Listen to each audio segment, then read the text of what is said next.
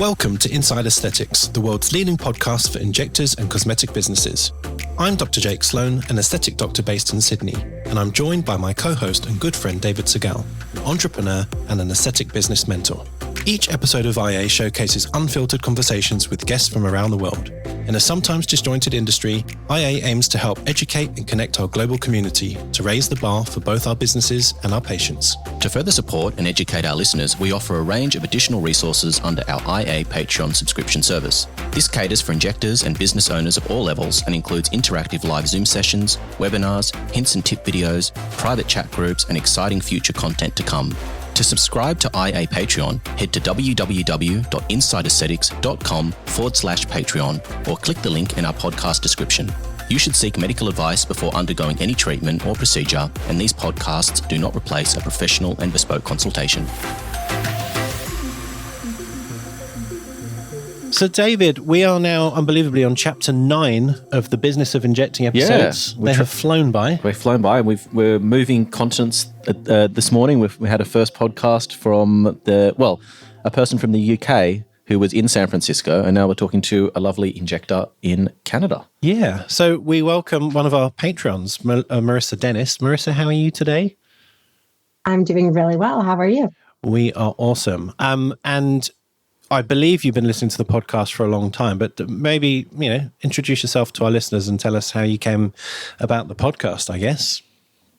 Yeah, absolutely. So I have been injecting for just about 10 years now. I most recently opened my own clinic earlier this year, actually technically in January. And I also have a sister company that I do private training and online training with as well that I started about 2 years ago. And I discovered your podcast. I think I was actually just looking up aesthetics podcasts, looking through my podcast app or whatever, and came across yours probably about a year and a half ago. Started listening then. I still haven't heard every episode. I listen to it every week, and then I try and catch up on one that I had missed from before. And I recommend it as I work as a clinical trainer. So I actually usually recommend it. It's on my list of resources that I give to clinics that I go out to. So it's very helpful for all aspects of injecting. That's great. It's good feedback. And is it weird to talk to us after being listening to it for so long? It's sort of like, is it sort of a bit weird? It is a little bit, but at the same time, if you watch and listen to your podcast, it's almost like you feel like you already know you got. Yeah. I've heard your voices so often, and then being Patreon, however you want to pronounce it. We're in the chat groups together, so I see a lot of your comments pop up in there. So I do feel like, it's like we already know each other. Oh, cool. That's nice. Well, let's use this as a plug. What is Patreon, and what value are you getting it from it? Because I'm happy to take criticism as well. Like, what could we do better as well? But also, what do you get from it? I mean, I think, So, I'm sure everyone listening already knows what it is. The platform where you can be a teacher or a listener, and you can have your own platform for different people to sign on and give them lessons. So you guys offer a multitude of lessons each week.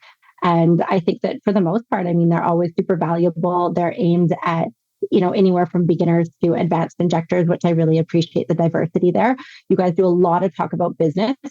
Obviously, that's the focus of today's podcast as well. But I think that that's super helpful because as a medical provider, we're trained in medical stuff. And then as an aesthetics provider, you're trained in aesthetics. So you learn techniques and skills and product rheology. However, the one thing you don't learn about is business and, how to market yourself, how to have a business, how to do any of those side business things, which I feel like, at least in Canada, that's not something that we are prepared for at all. So you're just kind of thrown out there and just making it up as you go and making a lot of mistakes along the way. And so I think you guys really offer a great platform for learning. In addition to that, you guys have the WhatsApp chat group, which are fantastic. There's a lot of really experienced clinicians in there who all have really great points of view and things to say. So it's just a really good, diverse community in terms of communication and support when there are any questions that come up. Awesome. And we are doing a 7-day free trial at the moment. Yes, we are actually. So if you're listening and you're thinking, what the hell is she talking about? Just go to, the easiest places to go is our website, which is World Wide Web, insideaesthetics.com/Patreon, Patreon. You can read about what it is before you sign up, but then just click at the bottom, sign up and explore it. Yeah. It's free for 7 days, so you don't need to commit. Join our crazy worldwide community. There's some interesting banter that goes on in those chat groups. I must admit, I struggle to keep up with them, but it's good. People sort of dip in and out when they need certain bits of advice, and there's people who are beginners right through to super advanced people like yourself, and Dan's on there, and we've got some other big hitters from around the world as well. So thanks for that. Good to get your feedback. Is there anything you think we could do better that you'd like to see more of or less of? I really enjoy the way you guys have divided up the chats now so that you have different chats kind of based on the different topics that we have. So you've got your skin, your injectables, your business, your device chat, your regenerative medicine chat, and then just your general chat. So lots to talk about Negronis, which when you're trying to do maybe like a couple days without drinking or a month without drinking, it's really hard. I'm like, ooh, Negronis. And then the pictures pop up. But in terms of what you could do better, honestly, I think you guys, you're just continually improving it. There's a guide to follow, which I think is really helpful and fantastic. So I actually have no suggestions for how to improve it. You guys are doing a fantastic job. Thank you. Awesome. We'll pay you later, Marissa. Don't worry. Joking aside. With free subscription, right? Yeah. Okay, Exactly. No worries. We'll talk about that off camera. So enough about us. Tell us more about you. So obviously you're an injector. You're from Canada. You're a nurse practitioner. So just give us the Marissa backstory, so everyone knows who you are and they're familiar with you as they are with us.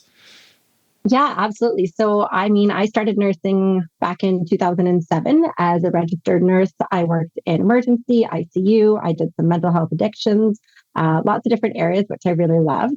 I moved to the Okanagan in early 2015, 2014, I want to say, which is when I started in aesthetics. Immediately fell in love with everything about it. Had a trainer come in to do some training on a new product when I was about 3 or 4 years into it. Said to that trainer, this is what I want to do. I love teaching. That was always my goal, was actually to be an emergency educator, but then I found aesthetics. And shortly after that, I think it was about 6 months, that educator actually left the role she was in. So that gave an opening for me to go into that education role, which I have been in since then, working for a company here that distributes the RHA line that you guys are familiar with, the Chioxin RHA line. Yeah, and as well as Nuceiva. So I've been working for them for quite a while.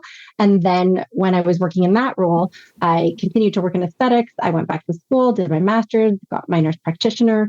I was waiting for a while because here in British Columbia, they actually didn't allow nurse practitioners to do aesthetics at all. So I still had to do it under my RN license. Meanwhile, our college was coming up with a scope of practice change. So I had a tiny little bit of input on that as well, pushed that along, I feel like, because I would call them pretty much on a monthly basis and ask, hey, has this changed yet? It was really just a giant pain in the butt until it did.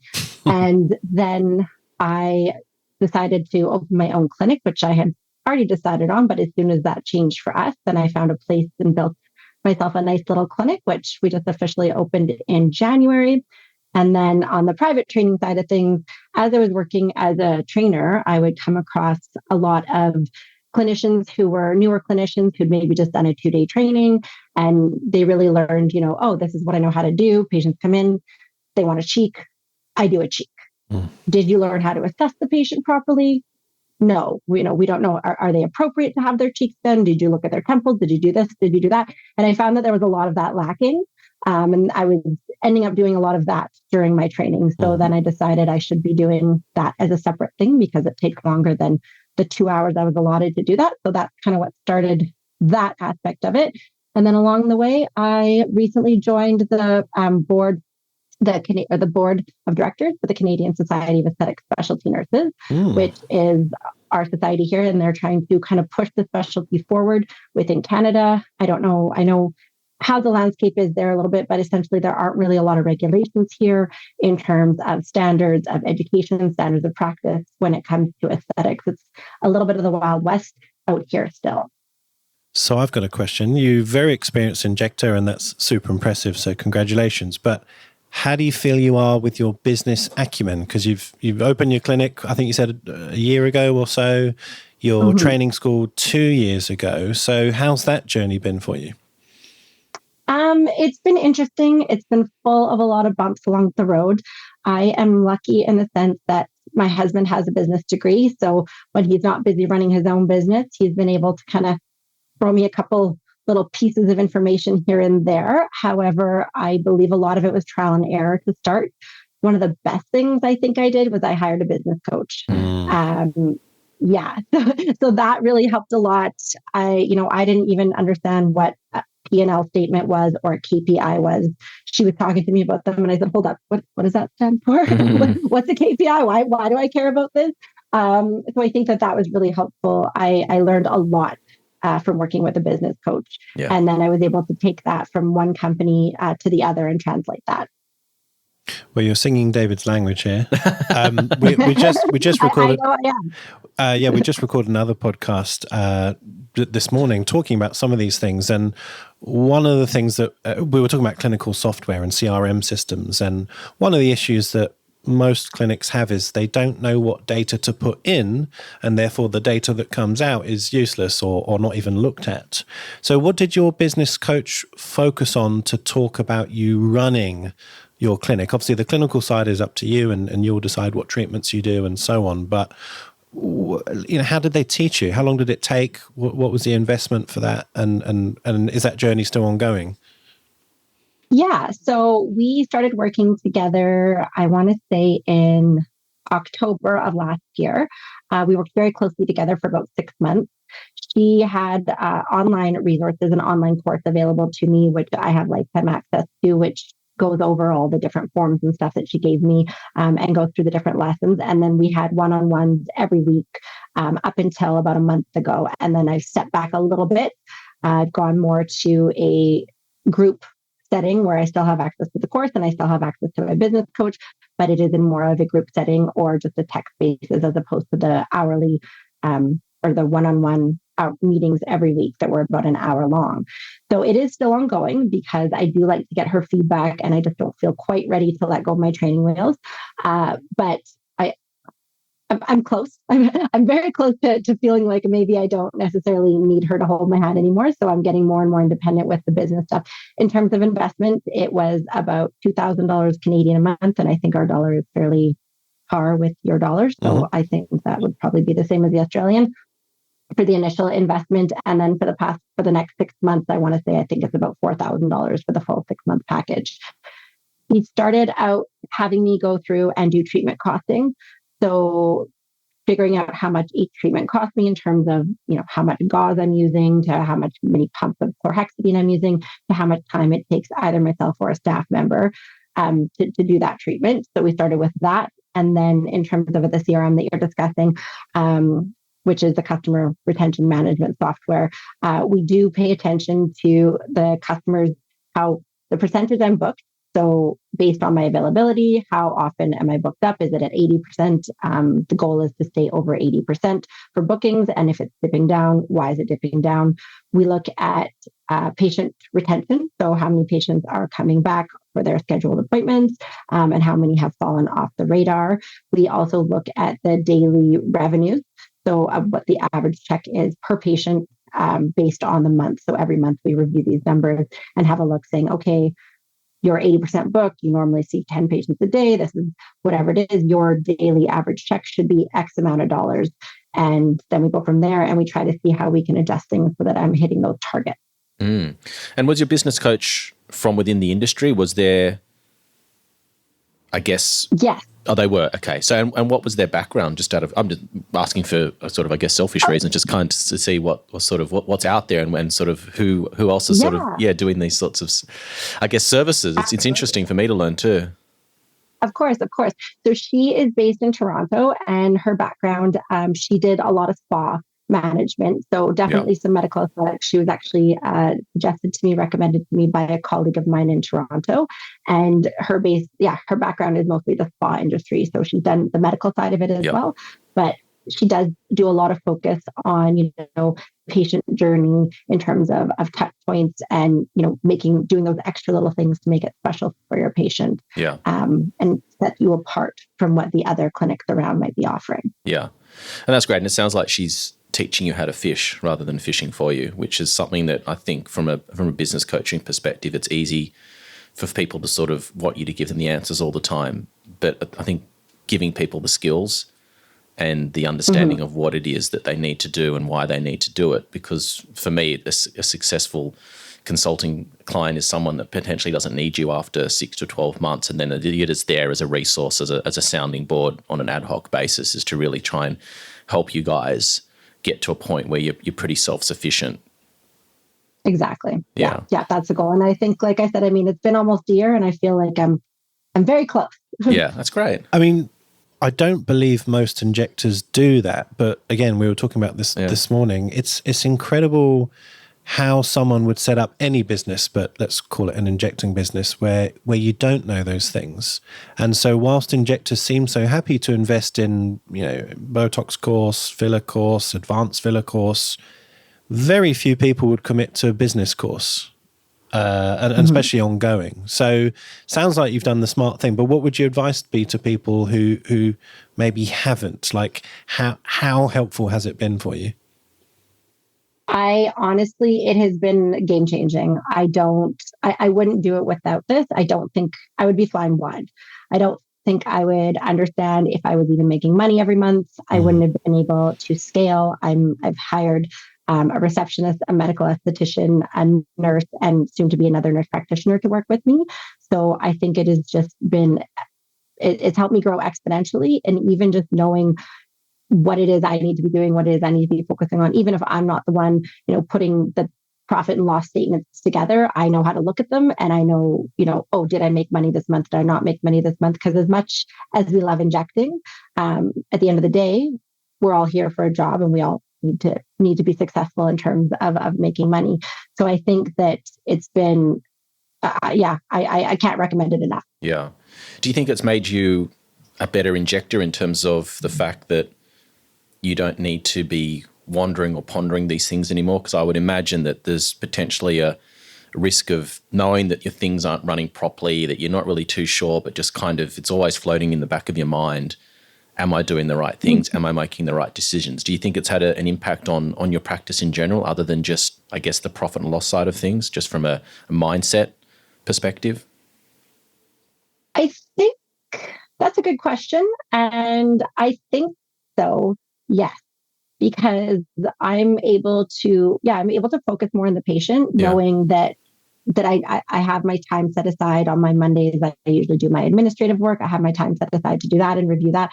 So on the day-to-day, I'm able to fully be present with my patients. And then again, like I said, she has kind of helped me incorporate extra little touch points to make that patient journey really special and really important. And also just to keep that connection with my patient, in the sense that, before, when I worked without her, my patients would leave and I'd say, okay, great, we'll see you in 3 to 4 months. And now they leave, and I have them booked in for their next appointment when they leave. Every single patient is always booked in for their follow-up, their next neuromodulator treatment, their next filler follow-up, whatever it is, they're booked in for something, so that we continuously have that contact. And my patient retention has gone up quite a bit. Yeah. What is your patient retention? I mean, if you're comfortable to say, did you sort of take a mark before you started and sort of where it's at now? Are you happy to share that kind of information? Yes. I didn't actually take a mark before I started, right. But I was I can tell that my patient retention is better just by seeing the amount of patients that have come back. So I'd say I'm at about 80-85%. Wow, that's good. Last I looked, which I think is quite good. I mean, obviously you're going to lose some along the way. People move, people change their minds, people get pregnant, whatever it may be.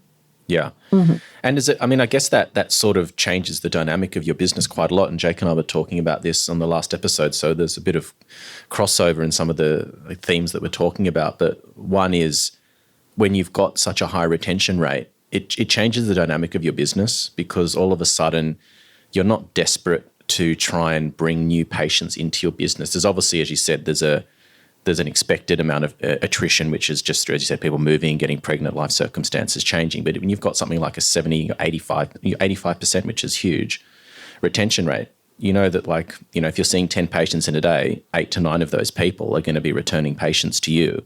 And so it just gives you, I think, and correct me if I'm wrong, and you obviously can speak to this, just gives you a level of comfort and calmness with your day, knowing that all those names on the list, like almost all of them, you know who they are. You know where they're at on their journey. They're part of your tribe. So these people are with you because they resonate with who you are as an injector, the sort of results that you give them, the way that you make them feel.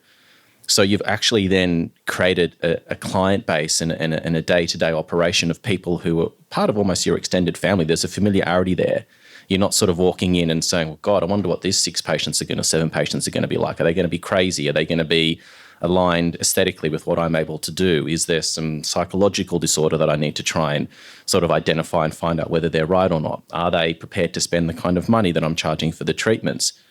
And then the new patients that come in, a large proportion of those, I would assume, if you've got such a high retention rate, would be a product of referrals. So people who refer are going to be referring people who are probably like-minded. I mean, you hang out with people who you've got commonalities and share values with. So you quite often would find that those new patients are going to be self-perpetuating through your returns, and they're going to be similar to what you're already doing. And I think that's one of the challenges a lot of injectors have, is that they end up seeing patients they don't really like. They're doing treatments they're not comfortable doing. They don't know how to say no.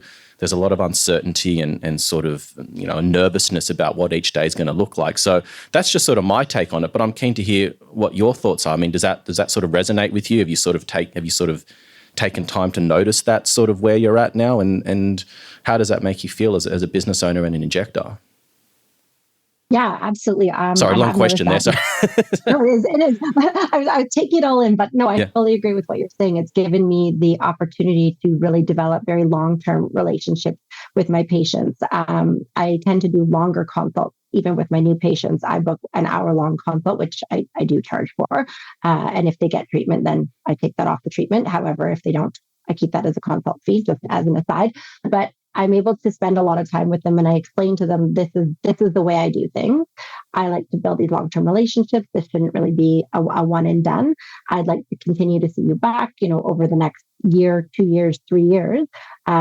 If I'm not the person for you, then that's okay. I don't mind that, but I do recommend that you find one injector and you stick with them, so that, you're not getting your face Frankenstein together in the sense that one person's doing your neuromodulator, one person's doing your cheeks, you go see the next person, they do your lips, and there's really no cohesivity. So I think it's really given me an opportunity to be able to do that. And then, like you said, like attracts like. So the patients that I have that are very used to the way that I do things, are used to the way I inject. They know that I like to balance full faces. They know that I like to, do things in stages, and they prepare any referrals that they have for that. So when anyone comes in, they already know what to expect. Oh, we heard about you. We know that you do it like this, and we know that you inject like this, and they're already aware. So nothing is really like a shock to them as they come in. And I really like that. I mean, at this point, when a lot of my patients come in, some of them have been with me for the 10 years I've been injecting. Some of them are newer. Obviously, every time you move clinics, you lose a few patients. But I've developed like long-term relationships. I've seen some of them through marriages, children, divorces. So it's really interesting. Yeah. Mm-hmm. Do you find the same thing, Jake? I mean, Yeah, 100%. I don't want to keep on referencing our previous podcast, but maybe let's tell people what the previous podcast was. So if they want to go and listen to last week's episode with Dr. Asghari Townshend. Yeah. So listen to that one maybe before this one. But look, not just looking after your, regulars and making them feel welcome and treatment planning, all the things that Marissa has said, but also tapping back into your database for those odd few who haven't booked in for whatever reason, just, utilizing your CRM system to actually get back in touch with them or remind them or market to them, but in a way that's obviously not going to be pushy or salesy. It's just utilizing your data better, because, we all forget, and, these things happen. I wanted to touch on something that you said earlier, and it was a really important point that maybe we glossed over, is you charge for your time and you take, let's call it a deposit or a consult fee. And if the patient doesn't go ahead with the treatment, that is not refunded to them. You keep that as your consult fee. I do exactly the same. And of course, in the past, I didn't. And I learned a big lesson from that, is that people don't value your time if there's no fee associated with it. And so many injectors out there listening won't be in that situation yet. They may be newer in their journey or working for a clinic that just doesn't do that. But can you explain why that is so important and how it's helped your business and you value your time? Yeah, I mean, so when I first started injecting, I worked at a place where we offered free consults. And then up until I was on my own, essentially, that is the landscape here. I don't think that there are many injectors charging for their consults here. So I started doing that, as you mentioned, as a respect for my time. So, here in the Okanagan in the summer, especially, people are on boats. They're doing this, they're doing that, they're wine touring, they're doing whatever, and you get no shows and you get last minute cancellations. So taking a deposit helps to stop that behavior, because now these people have put in money. And really, at the end of the day, if I want to go get my nails done, I have to give a deposit. So why would I not put a deposit down to see a medical professional about a larger scale treatment? So I think that that's really important just in terms of respecting my time, because if I respect my time and value my time, then my patients will as well. And as I mentioned,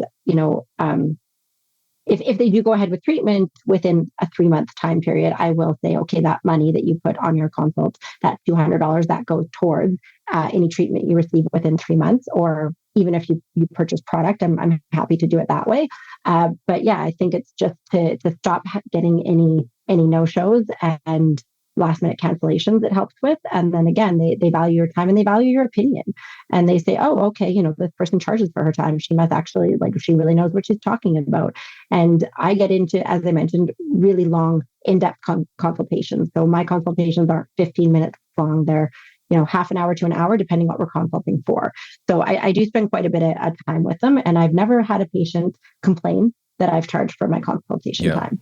They understand because they say, oh, well, you took this amount of time to talk to me. And I've even had patients who've come in for a 5-10 minute follow-up and then gone to the front to pay for it. And I said, oh, no, that's fine. You don't have to pay for the follow-up. And oh, are you sure? We talked about other things. And I said, oh, yeah, no, that's fine. That's part of the initial service. Yeah. I think people don't associate any value with things that are free. It's not like they're picking on medical professionals as anything. If it's free, it must be worthless. And therefore, there's no respect there for that. That's just sort of my thoughts on it, but it seems logical in my brain. What do you have any tips for people on how they can build rapport with their patients, especially when you're doing a first-time consultation? Because I think that a lot of those initial discussions can sort of set the tone for the relationship. And making people feel comfortable so that they open up, they're open to suggestions and happy to talk about their insecurities or things that are really bothering them. So do you have any tips that you've learned along the way that help you create that rapport or that comfort in your patients, that they're happy to have those open and honest discussions with you so that you can get to, I guess the fun part for you guys, which is administering the treatments, but there's a path you have to walk first before you get to that point. Absolutely. So keen to know, any insights or tips you've got. Yeah. So I typically start off my consults, I get a little bit of a personal information from them. I don't just jump right into, hey, why are you here? Tell me what's wrong with your face. I ask them about, their life. Are they from here? There's a lot of people from other places. And I try to find some commonalities in terms of, someone we know or somewhere we're from or something we enjoy doing. A lot of my patients are moms. I don't have kids, but they might mention a pet, and then I'll make a joke like I have a pet tortoise. He's very easy to care for. I do have a pet tortoise. Cute. He's very easy to care for. He's not going to run away too quickly. So No, he's actually a lot faster than you would think. Oh, really? He can't time anything. He can't really get it. He could just go around on the floor and do a perimeter check. That's really all he does. And then he falls asleep in a corner. He's very tired all the time. But yeah, so I try and find some common ground. I do take notes on those particular personal aspects that they mention. If they mention their kids, their ages, if their kids are in hockey or whatever, I make sure to take notes. Same thing if they're going on vacation, anything that's happening, so that next time they come in, I can always refer back to that. I wish that I could remember all of those things. However, I just can't. Yep. So then that way, when they come back, you can have that connection and they go, oh, hey, you remembered about my sick mother or the vacation we were taking to Mexico or what have you. So I find that that's super helpful. And then I usually start off the consultation, I give them a mirror and I say, tell me what brought you in here today. I try not to push my own agenda at all. I usually let them lead the conversation. I will continually ask questions like, okay, is there anything else? Is there anything else? Until the point where we get till there's nothing else. And then I'll usually just reiterate everything they said. These are the things you pointed out to me. Do you mind if I give you my opinion and things that I've noticed or my suggestions now? And I'll always just ask for permission before I jump into my suggestions. And then I'll usually just walk through their main concerns, their top priorities, and what the options are for them in that sense. I do have a treatment plan built in my head. I've had people come in and they have significant volume loss. And in my head, I'm going, okay, I'm going to address your temples and your mid-face and your pure from fuss. I'm going to do some jaw restructuring. I'm going to do your lips. And the only thing that bothers them is the line between their eyes. So, if that's what they've come in for, I don't jump into everything else. I just give it some time. Maybe that first consult, I might have booked a half an hour, or maybe it's only actually going to be 15 minutes because that's all they came in for. That's all they want to talk about. The only thing I will kind of force conversation about is sunscreen. Yeah. That's a given. All of my patients, I'm like, you need to be wearing sunscreen, but anything else, I just let them lead it. And then I'll always ask if they're okay if I make my suggestions. Yeah. It's interesting. I learned something from an injector not too long ago, and I'm sharing it with everyone that's willing to listen. I think I may have mentioned it on the podcast before, is when people sit in that chair, inevitably it's a negative conversation because either you or they are pointing out things about their face or their appearance that they don't like. And someone had sort of inverted that proposition and handed the patient the mirror and said, tell me 3 things about your face that you love. Was that Julie Kaplan? Sorry? No, I don't think so. I can't remember who it was. But I thought that was really interesting because, this person told me that like one of their patients started crying when someone said that to them because they're always focusing on the things that are wrong or that they don't like or that need improving rather than focusing on what it is about them that makes their face unique or beautiful.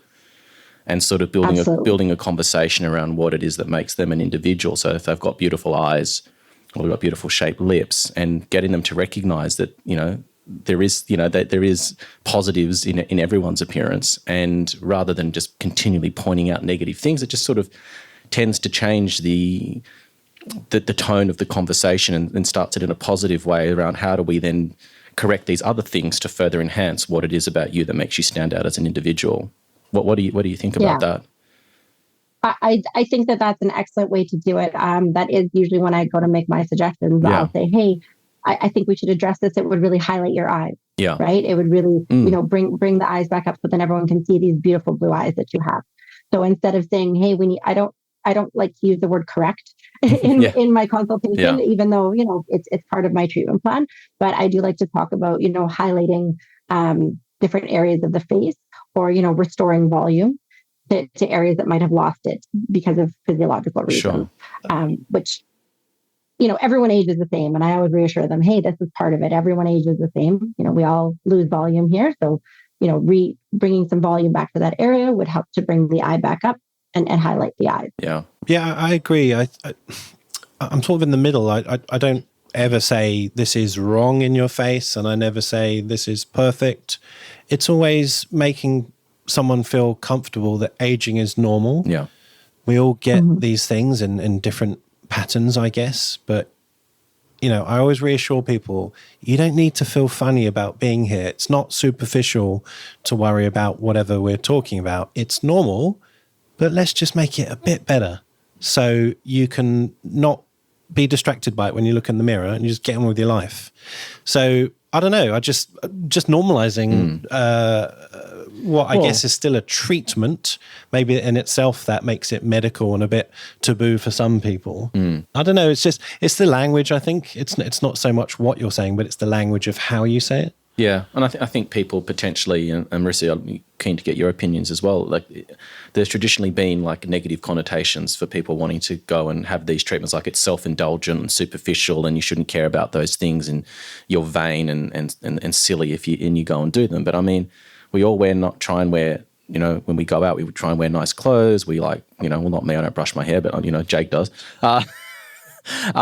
We all want to put our best face forward, our best appearance forward. So I think that it's not just about vanity. It's about, as you said, feeling comfortable so you can sort of get on with your day and sort of look the way that you feel. I really feel a lot of injectors probably, or new injectors, aren't educated about this. They're taught to do a treatment. It's almost like delivering filler in a face, but they're not thinking about the psychology or the art behind it. Whereas if we speak in more language like, we're going to make people more empowered and confident, not I'm going to treat your tear troughs. It's so much nicer to think of it in that way. So, yeah, I had a funny story about tortoises. I was just thinking, we used to have a tortoise when I was about, I don't know, I think I was really young, like 3 or 4, and my sister was about 7.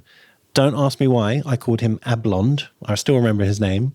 And he lived in our garage, in our garden, obviously. And one day, Ablond went missing. And my parents, for years, told us that he escaped. And it never crossed my mind that how the hell could a tortoise escape from a box and from the shed? Turned out he died, and it was just a nice story to tell us that Ablond decided to escape.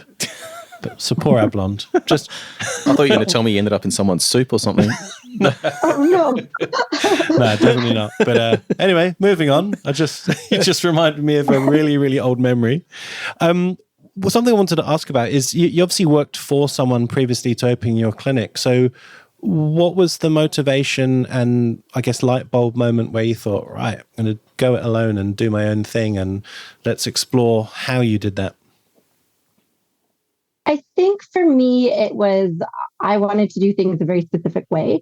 And when you work for someone else, you have to kind of bend to their rules. So however they do things, for example, my previous employer offered free consults, which worked for them and worked for the clinic. At my previous employer's places, we also had to do all of the treatments. So we had laser treatments, we had devices, we did microneedling, we did chemical peels, and the nurses, we did all of the treatments. And some of those treatments I didn't really love doing. I love doing injectables, and that's what I like doing. So part of it was that I just wanted to do things the way I wanted to do them, and I wanted to do them my way. I've also never really done well with people telling me what to do, just personally as a person. I've always, I like to do, again, the things the way that I want to do them. And I like to be in charge, and I don't like to listen to other people necessarily unless I want to. So I think that was a big part of it. I had a vision for how I wanted my patients to feel, and what the kind of environment I wanted them in, and how I wanted them to go through the entire clinic. So I think it was always there. There wasn't really a light bulb moment. Essentially, as soon as I found aesthetics and realized, hey, I can actually do something of my own on my own, I started working towards it. I went back, I got my master's with the intention of I'm going to eventually do my own clinic. So it's been quite a few years I've been on this journey. Mm. Yeah. And so, at what point into that journey did you think I'm going to open, and how long did it take you to come up with a concept and then maybe find a location and then actually start building or refurbishing a place? Right. So I guess it would have been, like I think I mentioned at the beginning, I was waiting for our scope to change in British Columbia for nurse practitioners. So that happened last August.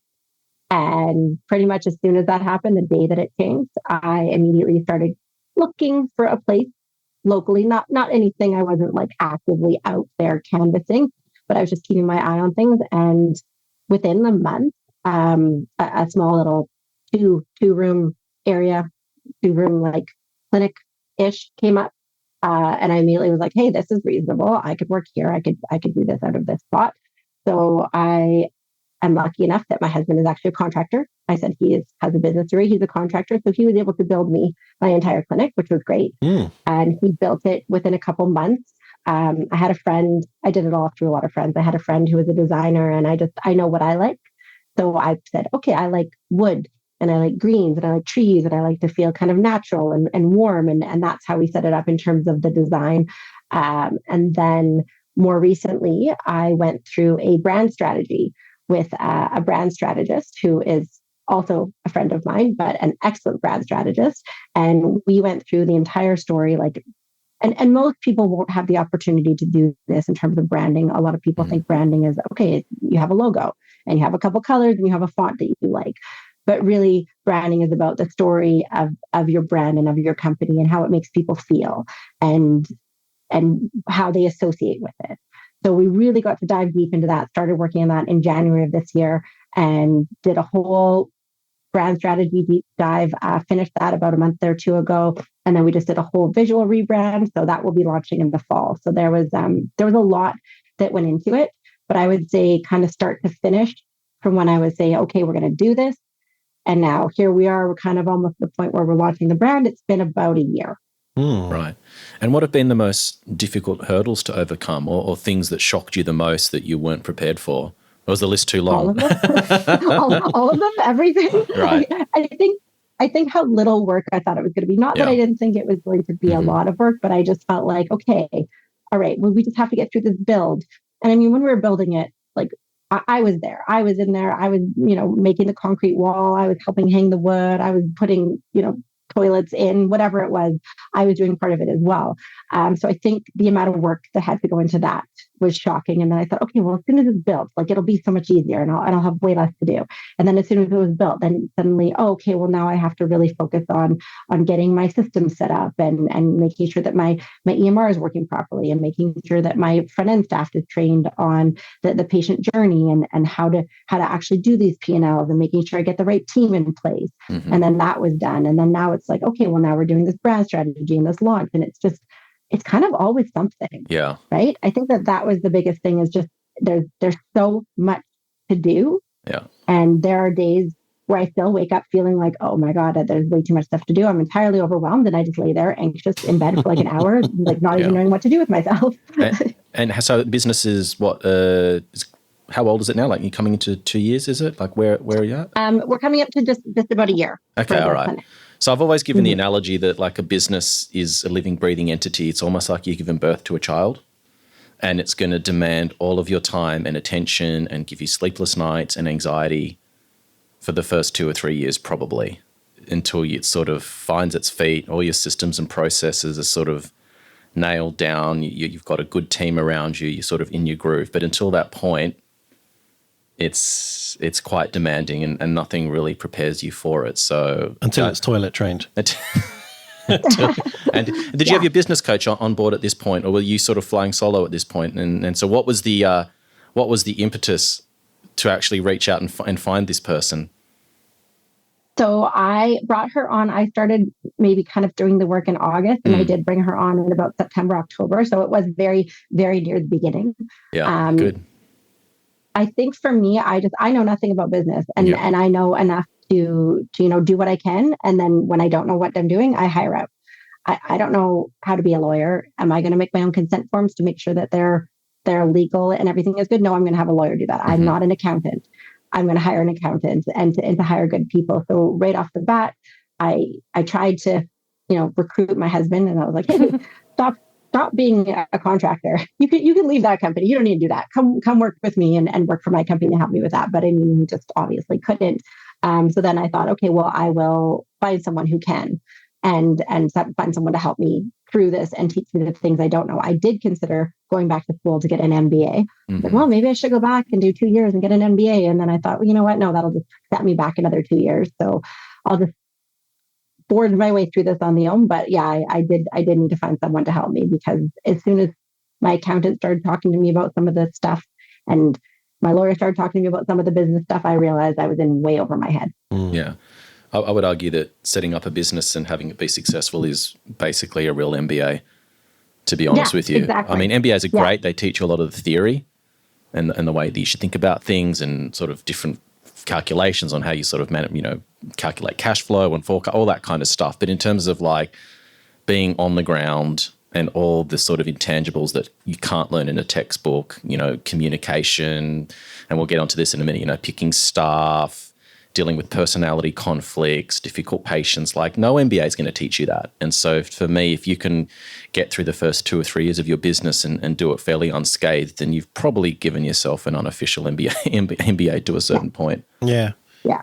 Can I ask, do you employ a practice manager or a clinic manager, or are you basically that person with a receptionist? Like how are you running the day-to-day, I guess, admin whilst you're injecting?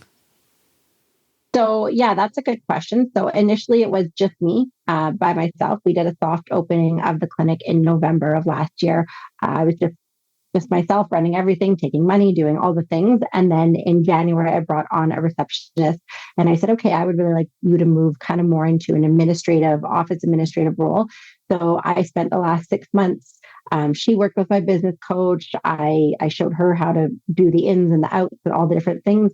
And then he stepped down as the office administrator. Oh, no. Yeah, she wanted to stay on. She was doing some procedures for medical aesthetics, and she wanted to stay on doing that. But she said, I realize I hate doing all of this. I don't like doing any of this office stuff, and this isn't for me.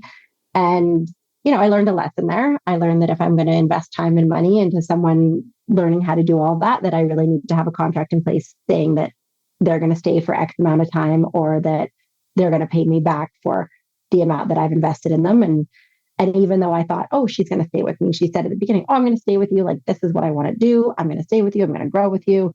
I don't see myself leaving. It was quite a shock when she did. So now it's kind of back to being me a little bit. But she, because she's still staying to do some of the procedure, she is helping out. She said, I'll help you with the transition. And I've now hired someone else into that role of receptionist that she's going to learn now. And then I am going to slowly kind of get her into that office administrator role.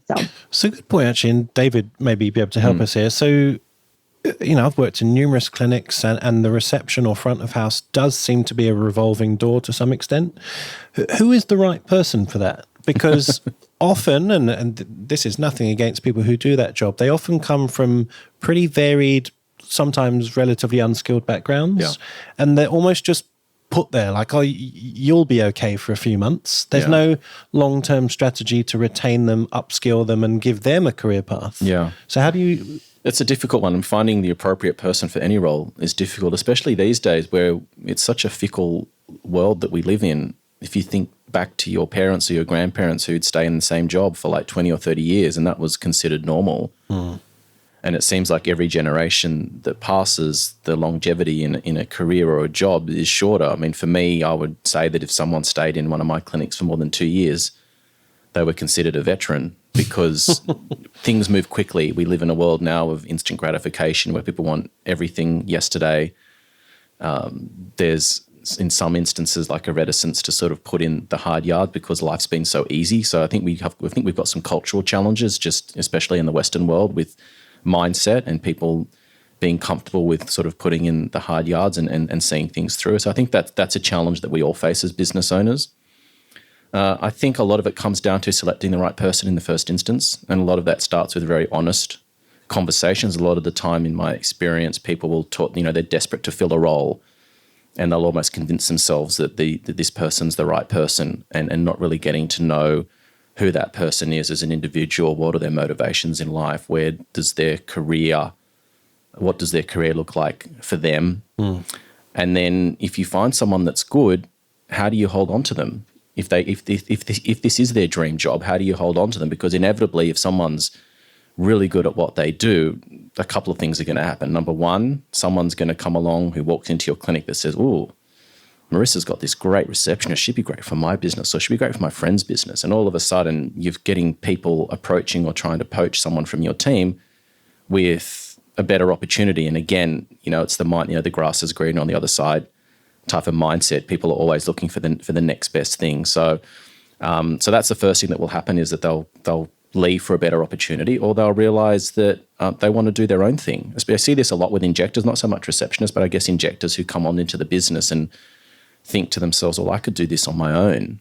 And so I think a lot of it starts with the initial very honest conversations about what your expectations are as a business owner, and what it's going to take for this relationship to be successful, and taking the time to get to know this person. A lot of the time you walk into an interview and, you'll sit there with a list of questions that are really just box-ticking exercises. Tell me about your skills with this particular situation, or tell me a time when you've achieved this. And you're like, there's a lot of questions that we've sort of been programmed to ask, but you're not really getting to understand who the person is as an individual. And so a lot of things that I learned in my career from hiring people was trying to just dump all that kind of stuff, because, if you're looking for an injector, for example, they need to have the right qualifications. You want to make sure they've got the certain experience. But beyond that, I want to get to know who you are as a person, and what motivates you and what drives you, and are we going to fit together? Is our team dynamic, and our personality is going to work? Are they going to work with other people in my team? So there's a lot of sort of intangibles that we kind of overlook. And I think getting to know the person is important, finding out what their motivations are, and saying to them, I want to hire someone for the long term. It's really important to me that we've got continuity with our patients. It's important to me that we've got familiar faces, and I want to create a long-term team. So what are your career goals and how can I help you achieve those? How can we work together? Do you think someone maybe would be suited for that role who has experience as a PA, or someone who is already used to those tasks? It's an advantage. For me, it's always been about trying to find the right personality. You can't teach someone to be a nice, bubbly, outgoing, reliable, ethical person. That's something that's not your job to do. That was their parents' job. That's not your job. And so for me, I want to know who this person is. What are their values? What are their ethics? What do they want for themselves? And from there, you can see whether it's being a good fit. So you might go through a lot of interviews before you say yes to somebody. And it's getting harder and harder. Good people are definitely hard to find. It is the limiting factor in most businesses, and it is the bane of every business owner's existence is staffing, because people are unreliable. They're not predictable sometimes. They make emotional decisions. You've got lots of personal factors that can dictate someone's state of mind, or things that, goals that change. I might meet someone who takes their life in a different direction. So it's impossible to sort of guard against it entirely. But I think going through that process of taking the time to get to know someone and making sure you're aligned and putting strategies in place, whether it be some sort of profit sharing arrangement for them, if their goals are sort of monetary or really sort of looking at setting up as something long-term for themselves, it's a really difficult one. And I certainly don't have all the answers, but those are the strategies and the thought processes that I've kind of developed for myself over the years that unfortunately only came to me in sort of the later years of owning clinics. I wish I would have known this stuff early on, because you sort of follow all the tried and tested strategies that people sort of tell you. And for me, that's what worked well for me. But it is really hard, especially when you put a lot of time into someone. And I think as well, if you're going to be putting in resources, a lot of it is money into training someone, there needs to be the relationship that's underpinned by a contract that gives people accountability, that gives you protections as a business owner. Yeah. So that if someone does the wrong thing, that you do have some recourse, that there is the capacity for you to recover monies that you've spent on them. So I don't know. I've taken a long time to answer the question. I've just more got thoughts and answers, to be honest with you. Well, back to Marissa then. So you found someone to replace the girl who left. So what was her background, and what have you said to her that's different this time? I was actually willing to take my time to hire, as you mentioned. I think I listened to ebook once, and it said, hire slowly, fire quickly. Yep. That was just a way to do business. So I said, okay, I'm going to set myself up. I'm going to take time. It's summer. Here in the summer, aesthetics always dies down a little bit. Everyone's on vacation, so I thought, okay, I'm going to take my time. And luckily, with my second round of interviews, I found someone. She had sales experience. He had previously worked in an aesthetics clinic many years ago, a very well-known one in Vancouver. And it looks like she had a good track record in terms of length of time at her job. So it wasn't like, she was here for 6 months, she was here for 2 years. Most of her jobs, she'd been at for 5 years plus. She had owned her own company, so she had all the experience that I wanted. And then when we did the interview, my office admin, who was stepping away, did the interview with me. And like, for me, it's about a gut feeling a lot of the time. Yeah. It's hey, do I like this person straight off the bat? And I usually know that about people when I meet them in social situations. Like, I like you, or there's something about you that rubs me the wrong way. And just right away, I could tell we liked her. And whether or not this is appropriate, one of the questions we actually put on her interview was, do you like wine? And do you like to go wine touring? Because that's what we're doing next weekend. Like, are you going to come with us? But just to kind of see, like, what do you do in your spare time? That was one of the things we wanted to know, and what's important to you. And she talked about her son and how she wanted to step back from where she was, because she was taking too much time away from spending with her son, and kind of the hours she wanted, and what she was looking at doing and where she was looking at going. So we definitely did explore those avenues in terms of where she wanted to go career-wise. And I mean, we spent about an hour with her, and just right away I could tell, like, I've got a good feeling about you. I think our personalities click. You have all the skills that I'm looking for. And just right away I was like, I think that this is the one. My previous office administrator agreed with me. She's like, yeah, I think she's going to fit really well with the team. Right now we're a pretty small team, but that's really important to me, is that we all fit together, and we all bring something different, and we all need to get along, because it's about creating that culture. And something that's quite interesting, and I did mention that I just did a big brand strategy for my clinic, is that when you figure that out, you kind of get this, all right, this is the voice of the brand. This is what we believe. This is how we talk. This is our vision. This is what we want for our patients. And it made it really easy to kind of decide, like, does this person align with this brand? Because now I have a guide, essentially. It says, hey, this is who you are. This is what you stand for. This is the way you talk to your patients. And this is the way the company does it, not necessarily me. And so if I can find a person that kind of fits into those categories, then I know that it's someone who's going to align with the brand and therefore align with the team, because we all fit into them. For sure. So do you have like any retention strategies that you've sort of developed for yourself or for your business rather, that you have implemented or looking to implement? So I don't have anything at this particular moment, but I was looking at doing some sort of profit sharing. So I have been exploring that in terms of my lawyer, exactly what that would look like. But essentially, after a certain amount of time, having some profit sharing options, because obviously at the end of the day, that's really going to help people be committed to your company. Yeah. Obviously, usually when you work in this industry, there's a commission base that goes along with it as well in terms of sales. So we do have that implemented. But looking at something that as the company grows, obviously they want to push the company to grow, because there'll be that opportunity for them. Yeah, because you've got, I guess, aligned interests commercially. So have you thought about, and you might not have yet, so this might be a very short answer from you, but have you thought about what your eventual exit strategy may be from the business? Obviously, you're very young. You've got plenty of years ahead of you. I'm not that young. Yeah. Well, the treatments are working. Okay. You look great. Have you thought about what that may look like when you decide at some point? And I'm not sure, have you got kids, family? Have you got a lot of commitments outside? I know you've got a partner. Okay. Yeah, I've got a partner and I've got a tortoise. So, okay, tortoise. We're good with that. Sure. Yeah. We've chosen not to have kids, not to have a family, because we both really enjoy our careers and travel and all those lovely things. But obviously, that's always in the back of my mind. So the goal for me is to set this up to a point where I don't necessarily have to be there all the time.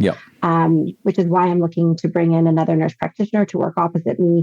And eventually I want to be taking my injecting days down to 1 to 2 days a week, which I'm hoping to do by about this time next year, so that I can step away from that, focus on the training academy that we haven't really talked about too much, but step away from the company and then have it so it's essentially running itself. Eventually probably sell it, but not without maybe perhaps having opened a couple other locations first.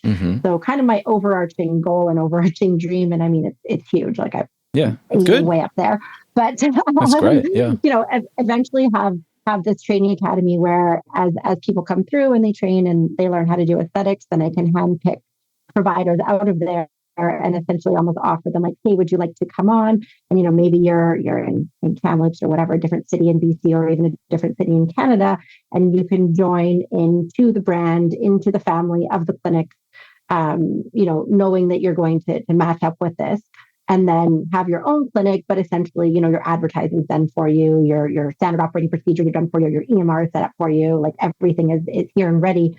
Kind of like a franchise, but not really a franchise. I don't want to say franchise because that doesn't sound good when you talk about medical aesthetics. But it would be picking people that are very specific and that would fit into that goal, and potentially expanding that way. And then obviously eventually probably selling the company. It's known as in the future. Vertical integration. I think sounds good. You sort of basically got your own pipeline of new team members, and so you can handpick who's the best and offer them opportunities. I think it's great. And there's a few people we've spoken to that have Audrey was doing the same. Does Laurie do the same thing? I'm not Possibly. sure. We haven't. It's I think it's intelligent because and we sort of touched on this early in the podcast. It is the Wild West out there. You don't know who's walking into your door in terms of what their skill is, what their thoughts are on safety protocols, if they're aligned aesthetically. It's kind of really tough to know. So if you've got your own training situation set up where you're essentially educating people from the ground up in your approach to things, it's a great benefit. I got a question. What is your point of difference of your clinic? It sounds great plan and I love your passion and energy, but why are you different to other providers? What are you doing so differently? Are you asking what the X factor is? Yeah, what's your X factor? Yeah, there you go. What's the X factor? Yeah, that's a great question. So, we, as I mentioned, we did this whole brand strategy, and one of the things that we focus on at my clinic, instead of, everyone talks about confidence and they assume that your patients are lacking confidence, and we're going to give them confidence. We're going to inject confidence.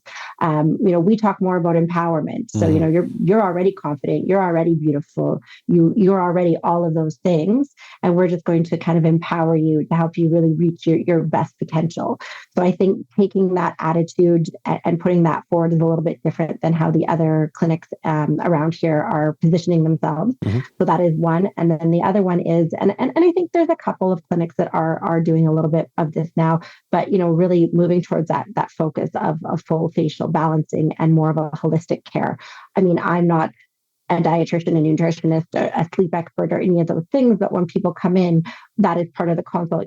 We talk about, hey, what's your stress level? Like, how are you sleeping? What's your nutrition like? And I have a referral network within my community where I say, okay, I really think that this could benefit you. If you're coming in and you're talking about anti-aging and you want to do these things, you really got to be healthy on the inside. So really taking the entire patient into account and really taking that holistic approach is another thing that I don't think any of the clinics are doing in my area. And then same thing with the face. If someone comes in and they just want an isolated area, well, I want my cheeks, I want my lips. There's obviously always a discussion about, we really have to keep it looking balanced. We want to keep it looking natural. And this is why we get into, doing the full face thing. If we're doing cheeks, we have to look at the other areas. Is this going to look good? Is this going to look natural? And are these results going to be, subtle, but still enhancing? So I think really all of those things kind of make up the X factor. Yeah. That's great. Yeah. I often wonder how much of that philosophy hinges on you rather than can you train that quality across a number of, clinics if you eventually have them, because it's going to depend on your drive, your passion, your knowledge to do some of that. Obviously, you can have a manual that you teach people in your training course, but it's often hard to scale quality. It's finding the right people, right? Yeah. This comes back to, are you aligned on these things? And I think it's really intelligent, Marissa. I mean, I think that's, I was having a conversation with a client yesterday in Europe, and they were talking about the fact that there's a trend for reduction in filler volumes. People are starting to pull back on the number of mils they're shoving in their face or they're shoving in other people's faces. And people are starting to recognize that there is a holistic approach needed to looking good, which is also feeling good, making sure all your other sort of indicators are sort of being looked at. Are you sleeping enough? Are you drinking enough water? Are you wearing sunscreen? The whole sort of biohacking sort of industry that's sort of been around for a while but seems to be getting a lot more attention at the moment. So I think it's really intelligent because they fit together. There's a synergy there. And that's the way I think it's eventually going to go. Is you're going to, more sort of looking at things from a preventative perspective. I mean, medicine's typically been done from a reactionary perspective. You go to a doctor when you're sick, not when you're feeling well. And, we're talking about things like collagen banking. So rather than treating someone's face once it's depleted and trying to restore it, is how do we proactively keep you looking and feeling good rather than trying to deal with it once we've already got an issue. So I think that's really intelligent to sort of start bringing in that element into your practice. Yeah. So we were talking about your training school, but let's go into a bit more detail. So firstly, what's it called and why did you set it up? Because a lot of injectors have this ambition, whether it's financial or academic, to embark on it. But it's actually quite difficult to set up and do it consistently and divide your time and find staff to run that as well. So just give us the background. Yeah, absolutely. So in short, it's called MAIA, MAIA, but that stands for Medical Aesthetics and Injectables Academy. And then the reason I started doing it, I touched on it briefly earlier, but essentially I was going out into these clinics. I was training, I was doing 2-hour trainings with all these clinicians. A lot of them were brand new, and they were really coming in with a very point and shoot approach. My patient came in, they wanted cheeks. This is how I do cheeks. This is how I do lips. And they weren't really looking at the patient as a whole. They weren't actually assessing the patient. And this is actually, I think, one of the only areas of healthcare where we're not actually taught, like, assess your patient first, then make a plan, then do the treatment, then reassess your patient. And I think it's quite interesting that, that kind of medical model of how we do things hasn't really applied to aesthetics in the past. However, it's starting to now. So that was really one of the big drivers. As I said, these people are coming out, they're not learning, anatomy properly. They're not learning the physiology of aging properly, which is how you should be basing your treatment plans. You know, beauty ideals, all the different things, all these tools we now kind of have at our fingertips that we can use. A lot of people aren't learning them. They're just learning to go in. This is what the patient wants. This is how you do it. Yeah. Not learning to say no and to do that assessment and to assess for, you know, body dysmorphia and all those types of things. So I really found that there was a lack in that. So I wanted to build something that was a little bit more all-encompassing. Additionally, things like business. Most of us out there are running our own business to some extent. And though that's not really offered. So that's something that we have in the pipeline right now is actually my business coach is creating a business coach, and my brand strategist is putting in on that for branding. So we're going to have something coming out right away, just offering for that, like business for injectors, just kind of all those little pieces that we're missing out of the other training programs. Yeah, that's great. A question that often comes up from injectors or doctors, business owners in this space is around what services they're going to provide. So obviously you've got your obvious ones like your toxins, fillers, and sort of collagen stimulating treatments. But beyond that becomes things like devices, skin tightening, fat freezing, lasers, like, you know, resurfacing kind of stuff. So do you have any devices in your clinic? And if you do, how did you sort of work out which ones were going to work for you? And if you don't, are you planning to? So I currently don't have any devices. Okay. I kind of went into this and I, you know, devices, they're expensive. They are. Let's face it, they're very expensive. And so I just wasn't really ready to invest in a device yet. So right now I focus on injectables and just basic skin treatments. We do, you know, microneedling, chemical peels, and skin care.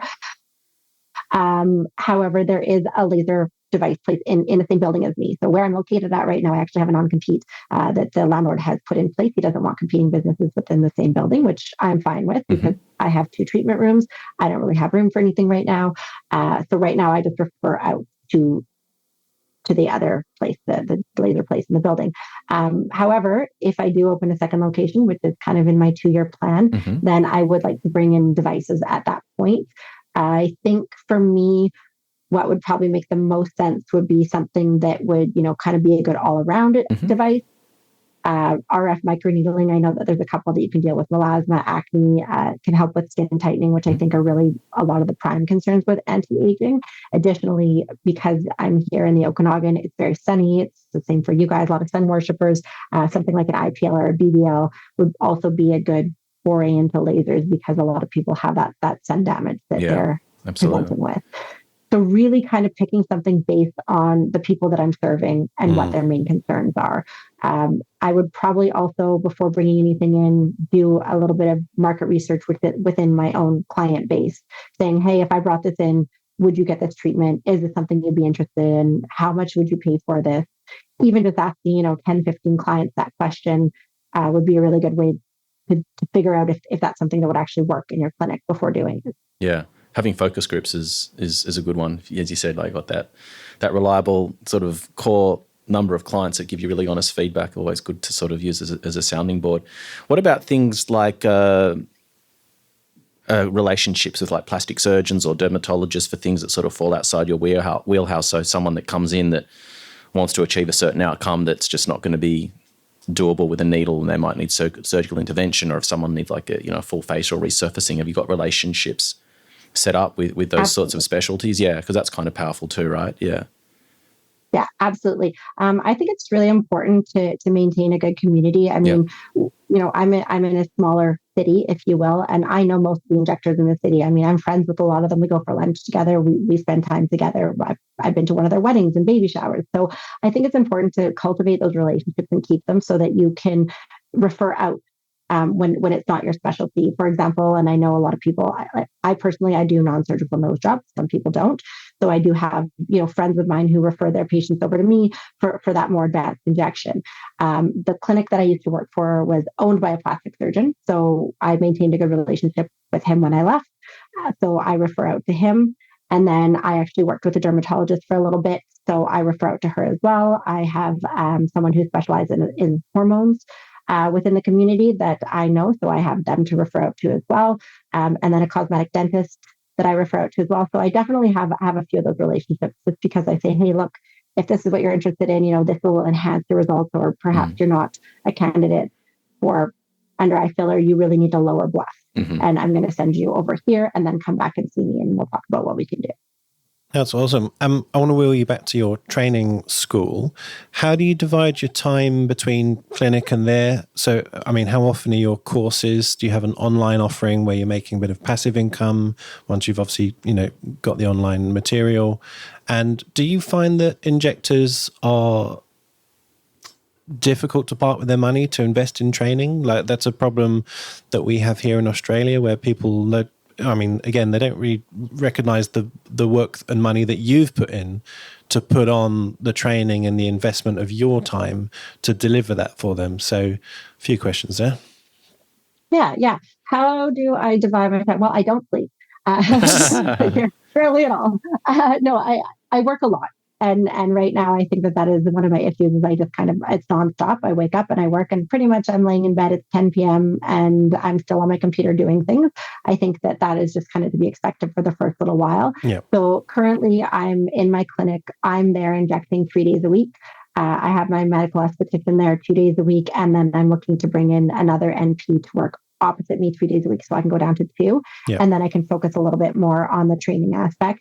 Right now, I have an online foundational neuromodulator course, which probably we started filming about a year and a half ago, and I just got it online maybe about a month and a half ago. So it is a lot of work, the editing and then the going through everything, not only just making the course itself, but then the actual filming of the course and getting it online and loading into the learning management system and getting all your resources set out. So that's what I'm currently have online, is that foundational course.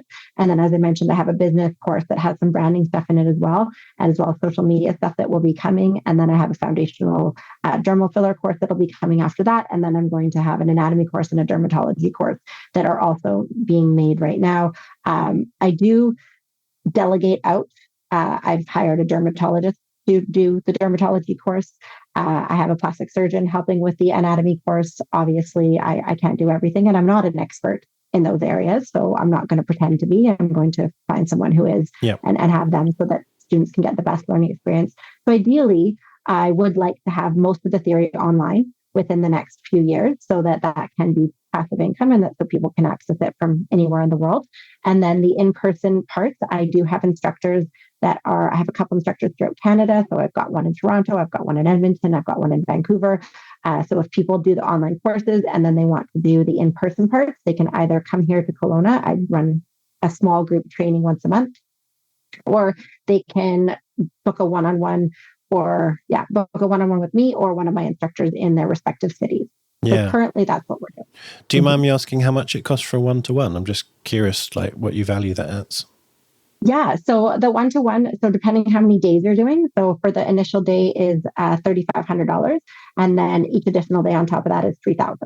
So depending on the course you're doing, whether it's a 2-day or a 3-day, then it's really going to depend. And then on top of that, on those days, I book models in, and the models are also paying a discounted rate for their treatments. Yeah. Okay. So I'm rapidly trying to find out what that is. It's about 3,900 Australian. I mean, for a one-to-one, I'm assuming for a whole day. Is it a whole day? It's about 6 to 7 hours. Yeah. I mean, whole day. I don't know what else people expect for that time for a one-to-one, but yeah, here in Australia, it's hard to get people to invest that, but I think it's worth it. Yeah. I think it's changing. I think more people are starting to recognize that if you want to be at the top of your field, you need to invest in yourself. It's not just about going to conferences and having a social time. It's, Yeah. But I mean, I'll flip it back to you actually. I mean, why do you do it? Because, you could be in your clinic earning double that. So why do you do it? I actually love it. I really love sharing knowledge. And I find that even when, being an educator, being in the educator role, I learn more. Yeah. It makes me better at what I do. Mm-hmm. I learn things from people who come in, questions they ask. You really have to know your material kind of inside and out in order to explain it to people in a very simple way and help them to learn it, or to explain it to them in multiple ways to make sure that they're really understanding the points you're trying to get across. Yeah. So I think that not only does it make me better at injecting, it's just something I enjoy doing.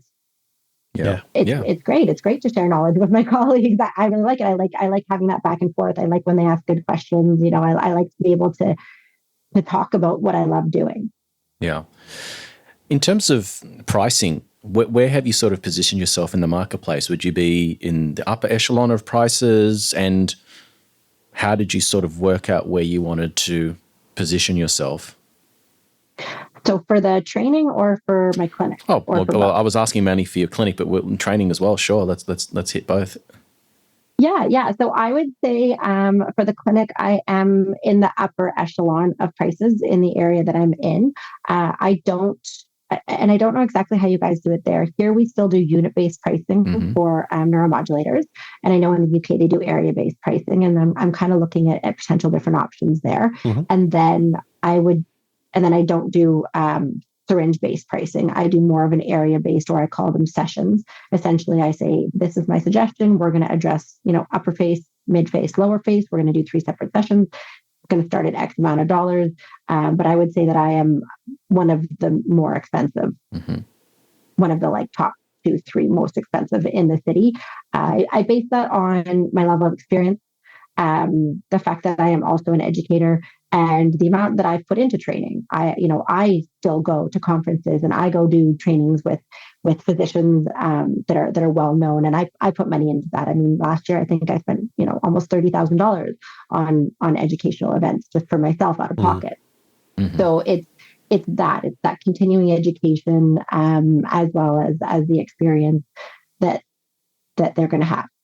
It's a really good point, actually. How often patients will say, oh, you're really expensive, or you're really cheap, or, depending where they go. And how do you as a business or an injector explain to a patient why you're expensive? Because you don't want to seem defensive or like you're trying to stand above everyone else who's cheaper, but you have invested $30,000 in your training just this year, plus you've built this beautiful clinic, plus you've got all the business coaching and everything. So there's a lot of value add there, but the patient doesn't really give a crap. And yet you are more expensive than everyone. So how do you explain that to people? Because I often think that they don't think that way. They'll just go for the cheaper one because it's cheaper, right? It's interesting because if the patients are going to call around and syringe shop and go for the cheaper one, that's okay. They probably should go for the cheaper one because they're probably not the kind of patients that are going to build a long-term relationship with me. So usually I explain it essentially how I explained it to you. I said, I've been doing this a long time. I have a lot of experience. I work as a clinical trainer. I train other clinicians, physicians, surgeons on how to do this. So you're not paying for the paint, you're paying for the artist, right? Yes. You're not paying for the product, you're paying for me and my capabilities. And this is what I valued it at. And, and I mentioned, I do a lot of training on my own. I go and I pay lots of money every year to continually better myself and become a better injector so that you can get better results and have me for that. Yeah. So I think we've created a lot of this problem for ourselves as an industry by commoditizing treatments, advertising them as per unit or per mil rather than an outcome. It's not a foreign concept to play more for more seniority or expertise. I mean, if you go to a lawyer and you want to deal with a senior partner in a law firm versus a junior associate, there's going to be a world of difference between the quality of the outcome and the level of experience of the person you're dealing with. So I think that we only have ourselves to blame as an industry for that because we have commoditized ourselves or certain parts of the industry. And I'm happy to put my hand up and say I was probably part of the problem being involved in those sorts of businesses, but you do drive this commoditized mindset, and we've programmed our patients to think like that. So it's if we want to change that, it's up to us as a community to stand by our worth as individuals and injectors or business owners and command the money that is warranted for the amount of time and effort and expertise that the patients are getting a benefit from. What do you think about that, Marissa? Yeah, I fully agree. And something that I'll often say to patients, I'll say, well, when you go see your hairdresser, do they charge you for how much dye they've used? Or are you paying more for your experienced hairdresser versus your junior hairdresser? And I think every female patient I've had can relate to that because they're all like, oh yeah, I had my experienced hairdresser I paid $400 for. If I see her junior assistant, I'm paying $200 or whatever it is. And usually that is a good comparison I find for my female patients because they've all been through that with a hairdresser. Yeah. So once I've explained that to them, I find that they understand that. And again, you're like attracts like. So then they tell their friends, they explain that to their friends. So when their friends come in, they don't expect that. I mean, I don't even talk to them about syringes and amounts. I say, hey, look, this is what we're going to address. This is what we're going to do.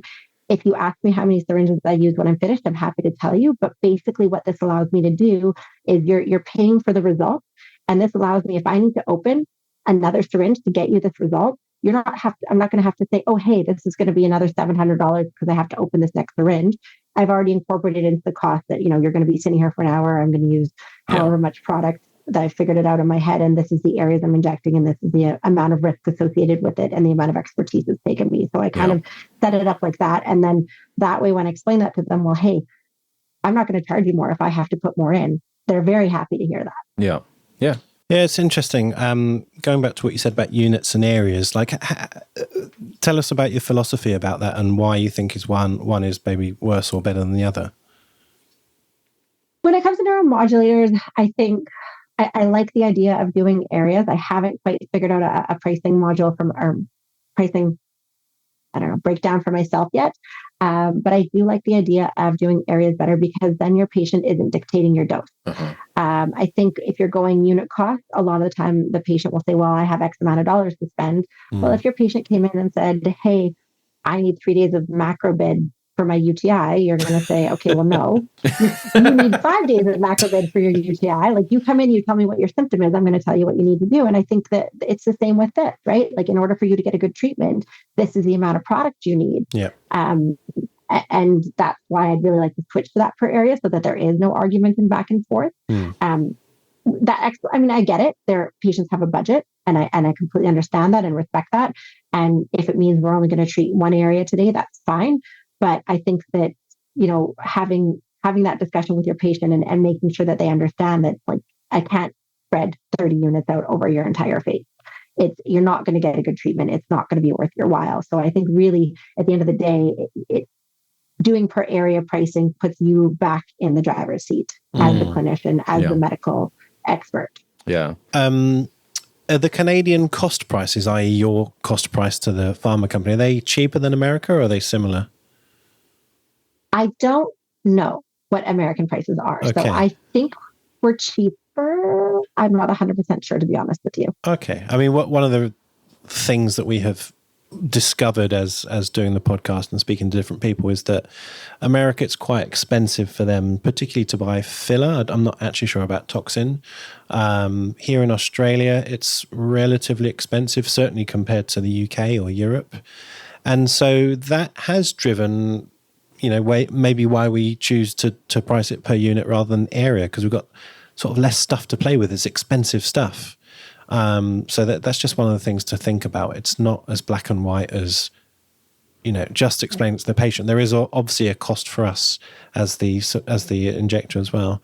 What about marketing? We'll quickly touch on marketing and how you do it, and then I think we'll wrap this up. I'm just mindful of not keeping you all evening, but there are so many strategies. You can do it digitally, you can do it physically, you can do it socially. What's your best strategy, and maybe what mistakes or maybe how have you wasted money on marketing in the past? Yeah, absolutely. So far with marketing, I think I've just made mostly mistakes. It's nothing I've really fully figured out yet. I've kind of tried to go the social media route and hire a social media manager. But I did find that, the 2 or 3 that I've worked with in the past, they really wanted to put their own spin on how it was done, as opposed to, taking my voice and amplifying it. It sounded a lot like them. It sounded a lot like their Instagram sounded. So, that I found probably wasn't a good return on investment for me. Other marketing, I've kind of dabbled around in a little bit of print marketing in the local market.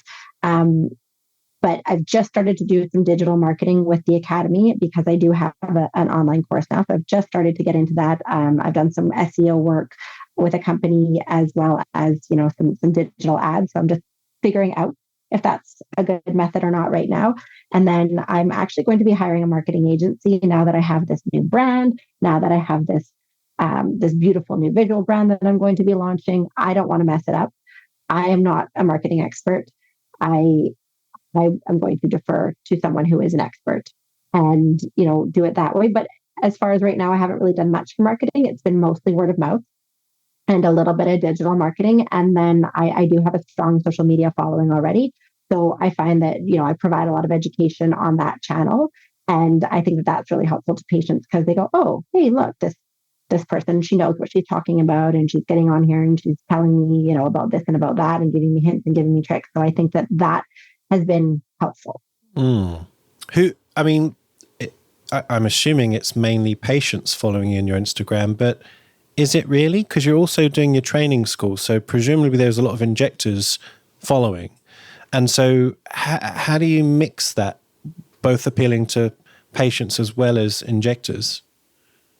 Well, that's a tough one. And I just I basically kind of make posts that are specific more for injectors, and I make posts that are specific more for patients. So It's just a matter, you're not gonna hit both of them with the same post. Yeah. You're gonna have to just have two different streams essentially. Okay, fair enough. Well, It's been nearly an hour and a half, but that's been fascinating. And congratulations on everything that you're doing. Yeah, I was really impressed with what you said. I think David was as well. Yeah, it's good. I mean, you've got your head's screwed on. You've got some good advice and people around you. You've got realistic goals for yourself. You know who you are as an injector, as an educator, and that's half the battle is that, people try and be everything to everyone, and it's just not possible. You just have to be true to yourself and attract the patients that you want to treat. Have a goal, be prepared for failure, and learn from your mistakes. And it seems like you're doing all of that really well. So again, congratulations, and thank you for sharing that. I'm sure that there'll be lots of people listening to this that have found it really inspirational and educational, and maybe they'll reach out to you. As I said, you're part of our growing, valued Patreon community, and it's a real honor and pleasure to have people like you on board and being part of our community, which we're trying to grow, which is to support each other, whether you're a beginner or someone that's really advanced. We're in this crazy industry together, and we need each other to be successful. And thank you for making the time to have a chat with us. Yeah, well, thank you guys so much for having me. It has been an honor and a pleasure. And I really, really appreciate it. And talking about supporting each other, we are going to do a little partnership with Marissa. So as part of your training school that we've discussed, and it sounds fantastic actually, if there's any Canadian or North American or even international doctors or nurse practitioners who want to train at MAIA, you can use a discount code. So Marissa, do you want to take it away and explain what it's all about? Oh, yeah, absolutely. So you can use the IA discount code, which is IA23. It will give you 15% off any of the courses that we currently offer. So foundational neuromodulators and soon to come business course, as well as any of the in-person trainings that we currently offer, which will be available throughout Canada. That's awesome. So they just add the IA23 code on the checkout as they're paying.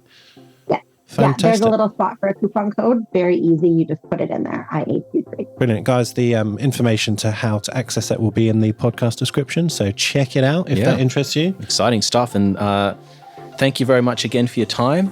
Looking forward to meeting you in Canada one day or at an international conference, or if you decide to endure a long, painful plane journey across the equator, we'd love to see you in Sydney. So, please stay in touch, and looking forward to interacting with you more in the IA Patreon community. Thanks, Marissa. Absolutely. Thank you. Take care. Bye-bye. For our latest news, follow us on Instagram at Inside Aesthetics Podcast.